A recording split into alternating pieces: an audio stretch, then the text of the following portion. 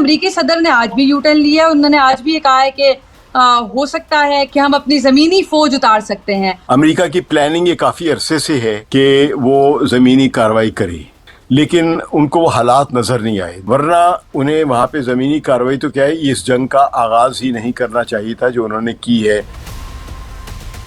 ایرانی فوج کے ترجمان نے بھی بہت بلنٹلی یہ کہا ہے کہ اگر امریکہ یہ سوچ رہا ہے کہ مزید وہ حملے کرے گا تو ہم بھی تیار ہیں. امریکن فورسز ایگزاسٹ ہو رہی ہیں، ایران تھکتا ہوا نظر نہیں آ رہا. اس قسم کی فوج سے لڑنا اسی طرح مشکل ہوتا ہے کہ جس کا کوئی سینٹرلائزڈ کمانڈ سسٹم ہے ہی نہیں، تو امریکہ جو مرضی کر لے ان کو شکست نہیں دے پائے گا.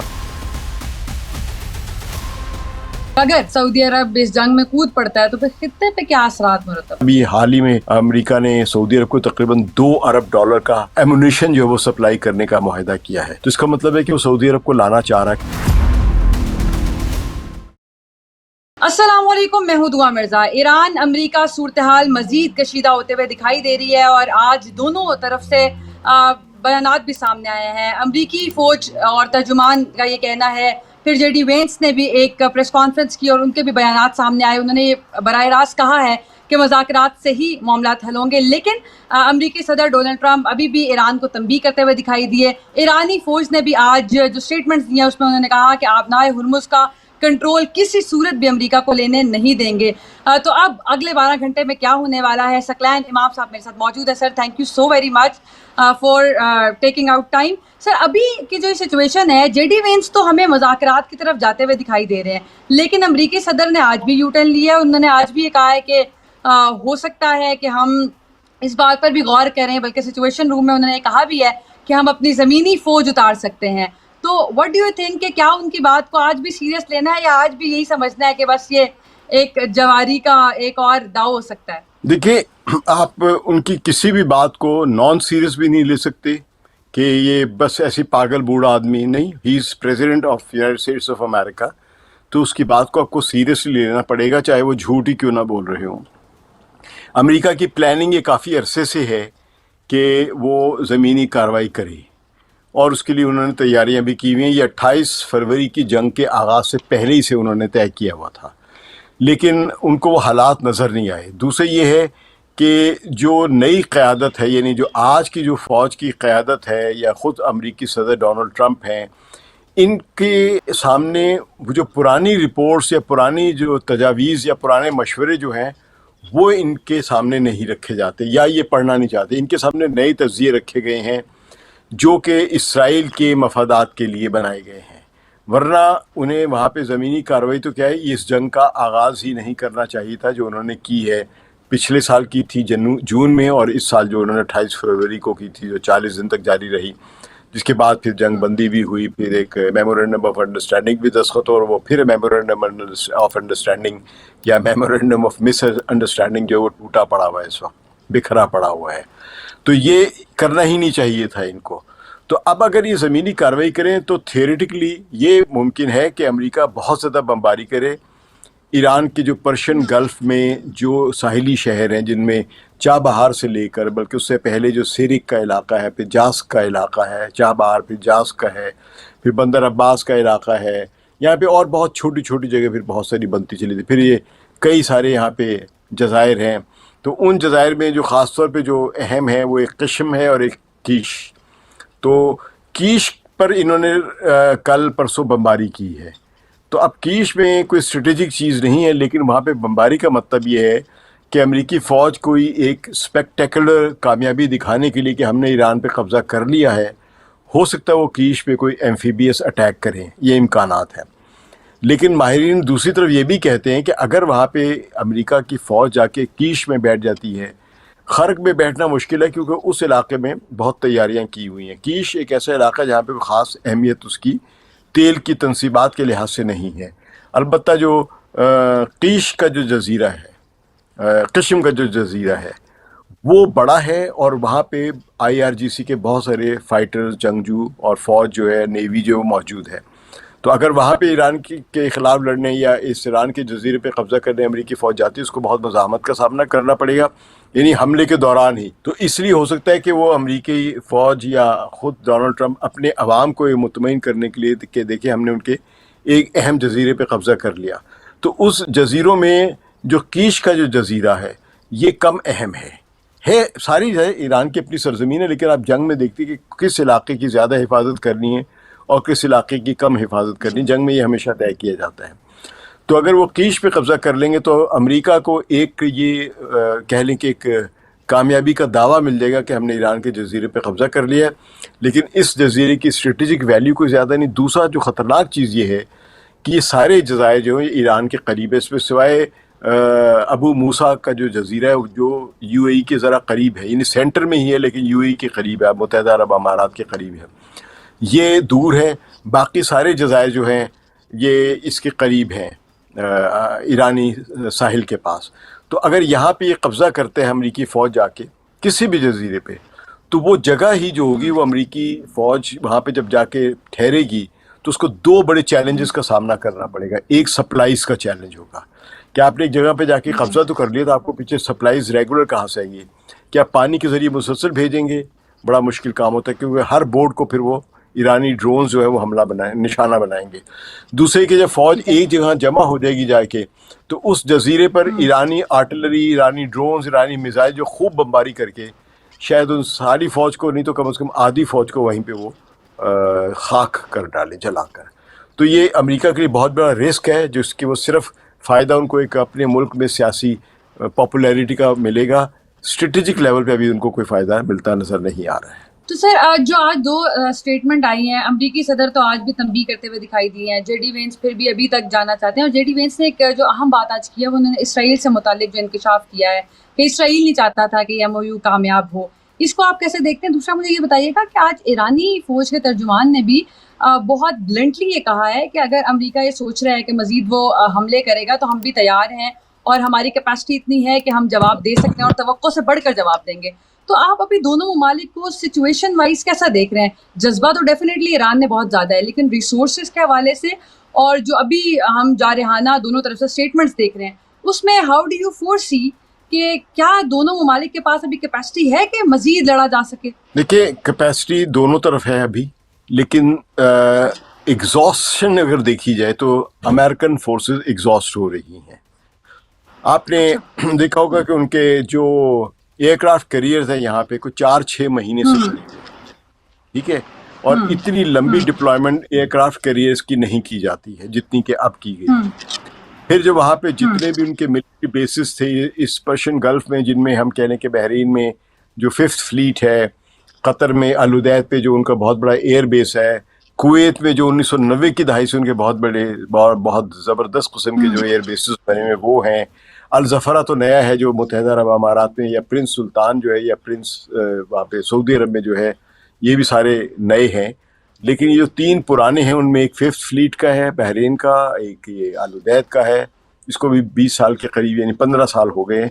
کویت کے جو ہے ان کو تو 30 سال کے قریب ہونے والے اڈے، تو یہ وہ سارے اڈے تباہ ہوئے ہوئے ہیں، بہت بری طرح تباہ ہوئے ہوئے ہیں، یعنی ایسا نہیں کہ زیرو ہو گئے ہیں، کیونکہ ظاہر ہے آپ ایک عمارت کو اگر بمباری سے تباہ کریں تو عمارت ساری نہیں ڈھہ جاتی، اور اگر وہ عمارت جو ہے یا ملٹری ایئر بیس جو ہے، ملٹری بیس جو ہے اگر وہ میلوں میں پھیلا ہوا ہے تو وہ فوراً نہیں تباہ ہوتا، لیکن اس کے وہاں پہ جو ریڈار ہے، جو سینسٹیو انسٹالیشن ہوتی ہیں، ریڈار سسٹم ہے، ان کی فیکٹریز ہیں، ان کے جو ایئر کرافٹ ہینگرز ہیں جہاں پہ جہاز کھڑے کیے تھے ان کو تباہ کیا گیا ہے۔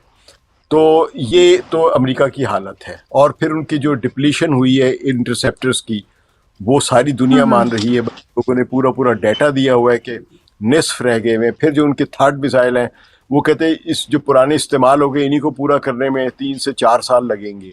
یہی پیٹریٹ کے انٹرسیپٹرز کا مسئلہ ہے، یہی دوسری سارے جو ہیں، لیکن ایران کی جو ساری کی ساری جو پروڈکشن ہے وہ بہت ہائی کوالٹی کی یا ہائی پریسیشن ویسی نہیں جیسے کہ امریکہ کی، کیونکہ امریکہ میں ملٹری انڈسٹریل ایک پورا کمپلیکس ہے، تو وہ خود بھی ان کی انڈسٹریز یہ کوششیں کرتی ہیں کہ ہم بہت زبردست چیز بنائیں، چاہے جتنی مرضی مہنگی ہو اور چاہے جتنے مرضی عرصے میں بنے۔ ایران میں سارا کا سارا سسٹم جو بڑا ایسیمیٹریکل ہے، جس طرح وہ جنگ لڑ رہے ہیں ایسیمیٹریکل قسم کی، اسی طرح ان کی جو ملٹری ہارڈ ویئر کی جو پروڈکشن ہے، یعنی جس میں ڈرونز اور ان کے جو میزائلز ہیں وہ خود ہی بنا رہے ہیں، اور جیسا کہ میں نے پہلے بھی آپ سے عرض کیا تھا کہ ان کے جو ڈیفنس سسٹم ہے وہ 30 حصوں میں 31 حصوں میں تحلیل ہو چکا ہوا ہے، اور اس بات کی تصدیق مزید جو ہے ابھی عباس عراقچی نے کی ہے۔ انہوں نے خود کہا ہے کہ ہم کسی بھی حملے کی ذمہ داری اس لیے نہیں لے سکتے کہ یہ 30 حصوں میں یہ تحلیل ہوا ہوا ہے. کوئی بھی ڈیفنس سسٹم یہ اشارہ دیکھتا ہے کہ حکومت کے خلاف یا ایران کے خلاف کہاں سے حملہ ہو رہا ہے, تو اس کو خود ہی داغ دیتے ہیں میزائل یا راکٹ یا جو بھی کرنا انہوں نے. تو اسی لیے اس قسم کی فوج سے لڑنا اسی طرح مشکل ہوتا ہے کہ جس کا کوئی سینٹرلائزڈ کمانڈ سسٹم ہے ہی نہیں. تو امریکہ جو مرضی کر لے ان کو شکست نہیں دے پائے گا. پھر ان کے سارے جو جتنے بھی انڈیپینڈنٹ یونٹس جو بنے ہوئے ہیں یعنی کمانڈ سسٹم کے, یہ نہ صرف لڑنے کے لحاظ سے انڈیپینڈنٹ ہے بلکہ یہ اپنی اسلحہ سازی, میزائل سازی, ڈرونز بنانے, ان میں بھی انڈیپینڈنٹ ہے. تو ایران تھکتا ہوا نظر نہیں آ رہا. پھر دوسرا یہ کہ ایران کا یہ اپنا گھر ہے, اپنی زمین ہے, اور ایران اس کے چپے چپے سے واقف ہے. امریکہ اگر یہاں پہ, جیسے کہ میں نے ایمفیبیس کے ذریعے چڑھائی کی بات کر رہا تھا, اگر ہم دیکھیں غور سے تو یہ سارے کے سارے جو آپ نئے ہرمز کے علاقے جو ہیں, ان کو اگر آپ کبھی گوگل میپ میں بھی جا کے دیکھیں, ذرا میگنیفائی کر کے دیکھیں, بڑا کر کے دیکھیں, تو آپ کو یہاں پہ چٹانیں ملیں گی. جو سمندر کی یعنی جو سطح ہے, ساحل کا حصہ 100 گز کا یا 300 گز کا ایسا ہے جو ساحل ہے, ریت ہے, اور اس کے بعد ایک دم سے سٹیپ ماؤنٹینز, راکی ماؤنٹینز آتی ہیں اوپر, یعنی پتھریلی چٹانیں آتی ہیں. تو ان پر کوئی آسان کام نہیں ہے قبضہ کرنا. تو امریکہ کو سارا, اچھا جہاں تک آپ نے ڈونلڈ ٹرمپ کے بیانات کے, ڈونلڈ ٹرمپ کے پاس پولیٹیکل پاپولیرٹی ہی ان کا ہدف ہے. جنگ میں کامیابی ہو یا ناکامی ہو ان کا یہ مسئلہ نہیں, انہیں کامیابی چاہیے ہے اگلے الیکشن کے لیے. جے ڈی وینس دیکھ رہے ہیں اپنا اگلا ٹینیور بھی, کیونکہ جب ڈونلڈ ٹرمپ 2028 میں الیکشن نہیں لڑیں گے, بعض لوگ یہ بھی کہتے ہیں کہ 2028 میں کسی بھی گھپلے سے یعنی غیر آئینی طریقے سے وہ الیکشن لڑنے کی کوشش کرے, جس کے امکان کم ہے, لیکن بہرحال کچھ لوگوں کا خیال ہے. بٹ ان اینی کیس اگر وہ الیکشن نہیں لڑتے ہیں اور جے ڈی وینس بھی نئے کینڈیڈیٹ بنتے ہیں, تو جے ڈی وینس اپنے آپ کو ایک فیوچر کا لیڈر بھی بنانا چاہ رہے ہیں. اس لیے ان کو ایک ریئلسٹک اپروچ رکھنی پڑ رہی ہے کہ ایران سے مسلسل لڑائی نہیں لڑی جا سکتی. اور اگر وہ اسرائیل کے بارے میں جو یہ بات کرتے ہیں کہ اسرائیل ایک اور جنگ چاہتا ہے, امریکہ کو پھر گھسیٹنا چاہتا ہے اس جنگ میں, تو دراصل وہ امریکہ کے اندر جو ایک لابی ہے جو کہتے ہیں کہ امریکہ فرسٹ, یعنی جو میگا جو ہے, میک امریکہ گریٹ اگین ہے, وہی ریپبلکن کی سب سے بڑی پولیٹیکل بیس ہے. تو وہ اس پولیٹیکل بیس کو ایڈریس کر رہے ہیں. تو دونوں اپنے اپنے طریقے سے اپنی اسی پولیٹیکل بیس کو ایڈریس کر رہے ہیں. ڈونلڈ ٹرمپ جو وہ ایک بدماش صدر کے طور پہ کہ میں جھکنے والا نہیں ہوں, اس لیے وہ بیان ضرور دیں گے, چاہے وہ جھک جائیں, لیکن وہ کہیں گے کہ میں مانوں گا نہیں. تو جبکہ جے ڈی وینس جو ہے وہ ایک ریئلسٹک طریقے سے آگے بڑھنا چاہ رہے ہیں کہ ایران سے کچھ تو ہمیں طے کرنا ہی ہے, کیونکہ بالآخر یہ چاہے جنگ 10 دن چلے 100 دن چلے, آخر میں مذاکرات پہ ختم ہوتے ہیں بات. بالکل بالکل بالکل. فائنینشیل ٹائمز نے جو رپورٹ شائع کی ہے اس میں انہوں نے بتایا ہے کہ امریکی فوجیوں کا ڈیٹا لیا گیا تھا. تو کیا ایران نے میزائل داغنے سے پہلے ان کے موبائل فونز کو ہی ہتھیار بنا لیا تھا؟ اور آلسو کیا 12 سینٹ میں امریکی فوجیوں کا ڈیٹا, لوکیشن, ان کے نام, پتے, کیا پاسبل ہے؟ کہاں سو رہی تھی امریکی فوج یا پتہ نہیں چلا ان کو, یا how do you see this report? دیکھیے ہیکنگ جو ہے نا اس طرح کی, یہ ممکن ہے. انہوں نے ایران کے جو ہیکرز ہیں, انہوں نے اسرائیل کے وزیر دفاع اور ان کا جو انٹیریئر منسٹر تھا, ان کی پرسنل فوٹو جو ان کی وہ عیاشیاں وغیرہ کر رہے ہیں لڑکیوں کے ساتھ ادھر ادھر, وہ تصویریں بھی نکال کے انہوں نے اخبارات میں شائع کر دی تھی, اور ان کے پرسنل تعلقات یہ سارا کچھ نکال لیا تھا. اس سے پہلے پینٹاگون کا بھی انہوں نے ہیکنگ کی ہوئی ہے. تو یہ جو کمپیوٹر ورلڈ میں سب سے بڑا مسئلہ ہی اس وقت یہ ہے کہ ہر کمپیوٹر کمپنی یا ہر ادارہ جو کمپیوٹر یا ڈیجیٹل ہو گیا ہوا ہے, وہ اپنا ڈیٹا کہیں نہ کہیں ایک جگہ محفوظ رکھتا ہے. اب وہاں پر انہوں نے بہت ساری والز بنائی ہوئی ہوتی ہیں کہ کوئی بھی اس پر انٹر ہونا چاہے تو رک جائے.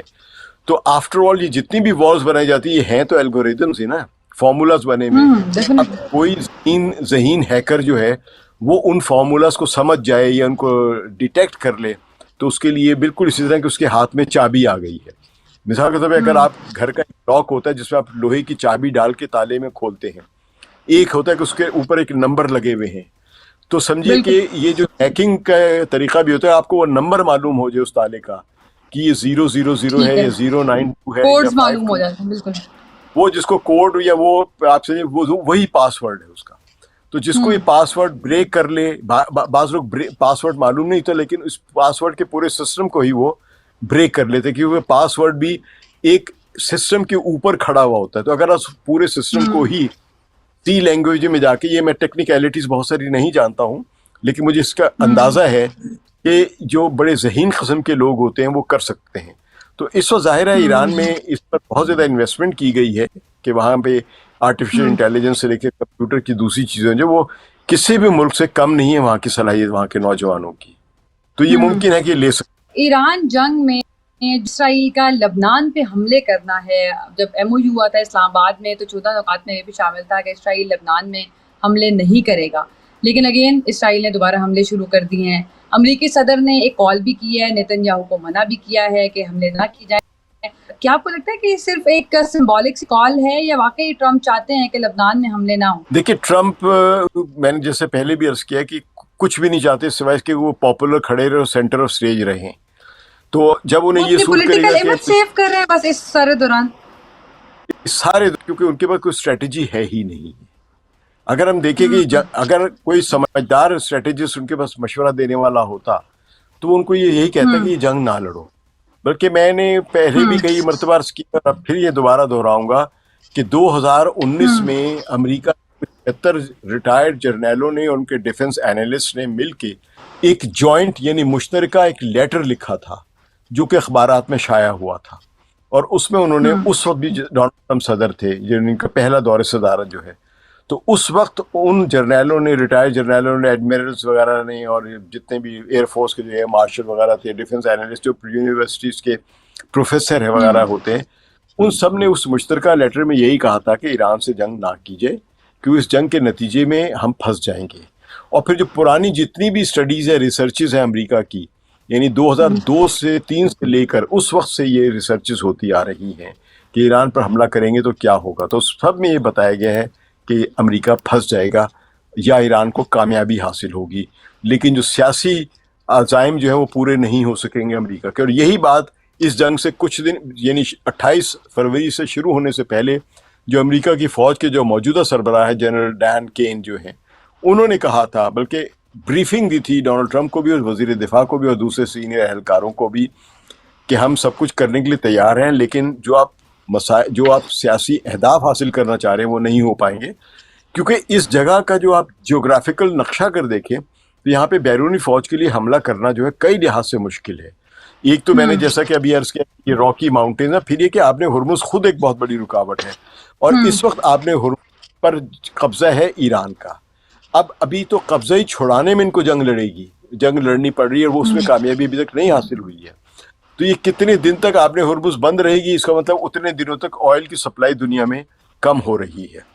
تو یہ ایک ایسا وار زون ہے, آپ یوں سمجھیے کہ ایک کنواں ہے جس سے مجھے تیل چاہیے ہے, تو اگر اس تیل کی بم مارنا شروع کر دوں گا تو پھر مجھے تیل کہاں سے ملے گا.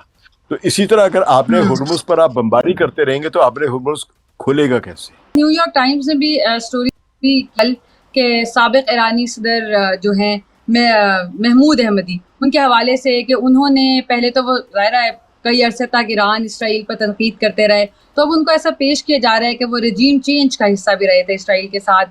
تو آپ اس کو کس طرح دیکھتے ہیں؟ دیکھیے یہ بہت پرانی ہے, اصل میں کل نہیں ہے, یہ میرے خیال جون کے شروع یا یہ ابھی ڈیبیٹ اس پر, کیونکہ کل سے میں دوبارہ دیکھ رہی تھی کہ اس پر ڈیبیٹ بھی ایک ہوئی تھی ان کے حوالے سے. ہاں میں دیکھ رہا ہوں ڈیبیٹس کافی ہوئی ہیں, خاص طور پہ انڈین چینلز میں مجھے بڑی حیران کن بات ہو رہا ہے کہ انڈین چینلز نے اس طرح اس رپورٹ کو پیش کیا ہے کل اور پرسوں میں 2-3 دنوں میں, جو ان کے جو مشہور معروف اینکرز بڑے بڑے تجزیے کیے ہوئے, بڑے ذہانت والے, لیکن سارے تجزیے سن کے مجھے ہنسی آئی ہے. مجھے یہ لگا کہ ان کو کسی نے ہدایت دی کہ اس کو ایشو دوبارہ بناؤ, ورنہ یہ ایشو جو تھا پہلے شروع ہوا تھا جب یہ پبلش ہوئی تھی, اسی وقت اس کو بہت سارے لوگوں نے اسٹارٹ کیا ہے, اور ابھی حال ہی میں محمود احمدی نژاد نے خود بھی اس کی تردید کی ہے. بس اس کے بارے میں یہ خبریں کہ ان کو اریسٹ کر لیا گیا, ان کو یہ کر لیا گیا, انہوں نے خود بیان دے کے کہا ہے کہ میں اریسٹ کہیں بھی نہیں ہوں اور یہ رپورٹ انتہائی لغو, بیکار ہے, جھوٹی ہے اور یہ ایران کو تقسیم کرنے کی ایک سازش ہے.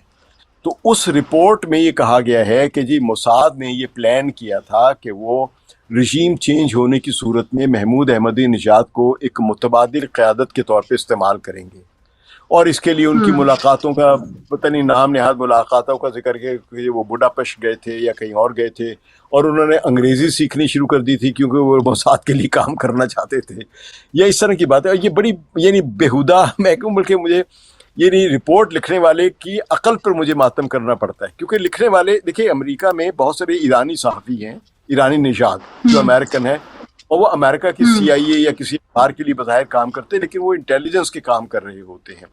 وہاں پہ ایسے لوگ جن کی کوئی اپنی قابلیت نہیں ہے، لیکن بڑے بڑے اخباروں میں جب نوکریاں ملتی ہیں ان کو، تو ان کو قابلیت کی وجہ سے ان کو یہی کام کرنے کے لیے نوکریاں دی جاتی ہیں کہ آپ امریکہ کی طرف سے ان سے پیسے لے کے ایران کے خلاف ایک ایسا بیانیہ بناتے رہیں، گھڑتے رہیں، پروپیگنڈا کرتے رہیں. تو یہ بھی ایک پروپیگنڈے کی شکل ہے. کیونکہ اس میں بنیادی چیز سمجھنے کی ضرورت یہ ہے کہ محمود احمدی نژاد کے بارے میں جتنے تجزیے میں نے انڈین چینلز پہ سنے ہیں، میں نے اتفاق سے 3 سنے ابھی تک، تینوں وہاں کے معتبر قسم کے جرنلسٹ نے کیے، لیکن مجھے حیرانی کیونکہ انہوں نے اصل چیز کی طرف آئے ہی نہیں ہے. یعنی تھوڑا سا ذکر کیا ہے، لیکن اصل چیز یہ ہے کہ میں کہوں کہ دعا مرزا میرے لیے کام کریں گی موساد کے، میں موساد کا آفیسر ہوں اور آپ میرے لیے کام کریں گی، اور دعا مرزا کو پتہ ہی نہیں ہے. باقی کسی کو استعمال کیا جا سکتا ہے وہ الگ بات ہے، لیکن اس میں دوسرے کی نہ غلطی ہے، نہ کوئی اچھائی ہے، نہ برائی، اس کو پتہ ہی نہیں.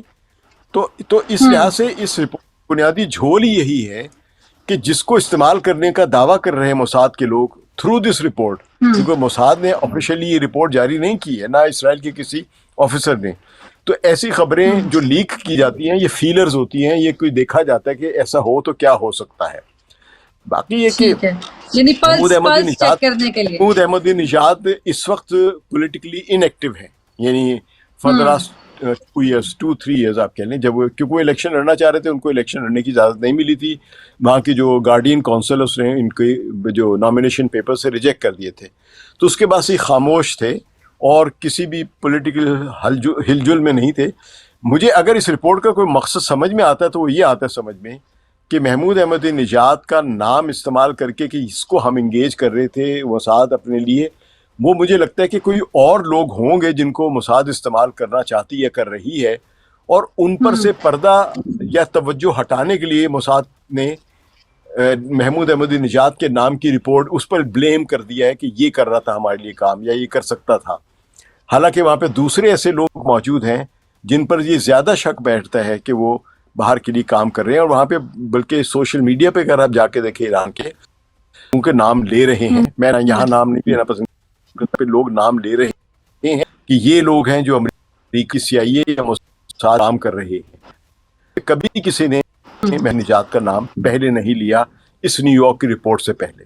تو اس سے آپ سمجھ لیں کہ نیو یارک کی رپورٹ کا کیا مقصد ہو سکتا ہے. سعودی عرب کے حوالے سے آپ کو لگتا ہے کہ امریکہ منصوبہ بندی کر رہا ہے کہ وہ ایران جنگ میں سعودیہ کو بھی گھسیٹے، اور اگر سعودی عرب اس جنگ میں کود پڑتا ہے تو پھر خطے پہ کیا اثرات مرتب ہوں گے؟ دیکھیے 2 چیزیں رکھ لیے ذہن میں.